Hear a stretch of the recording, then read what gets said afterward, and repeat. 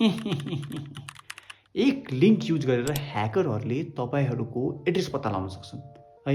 कसरी हेरौँ यो भिडियोमा। त्यसको लागि हामीले खतरा केही गरिहाल्नु पर्ने कोड यहाँ केही गर्नु पर्दैन। सिम्पली ग्राबिफाई भन्ने एउटा टुलमा जाने, त्यहाँ गइसकेपछि तपाईँले एउटा युआरएल क्रिएट गर्नु पर्यो।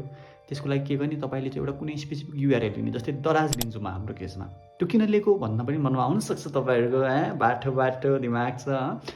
बेसिकली त्यो किन हो भने जब हामीले लिङ्क बनाइसक्छौँ र लिङ्क हामीले कसै आफ्नो जो मायालुको हामीलाई लिङ्क चाहिएको छ त्यो मायालुले त्यो लिङ्कलाई क्लिक गरिसकेपछि चाहिँ उनलाई चाहिँ सिधै दराजमा रिडाइरेक्ट गर्नु पऱ्यो नि त है। अनि त्यसपछि उनलाई चाहिँ ल ठिकै छ, केही त्यस्तै ह्याकिङ स्याकिङको केही चुरीफुरी नरहेछ भन्ने हुन्छ नि त मनमा, जर्मनवाला फिल दिनु पऱ्यो।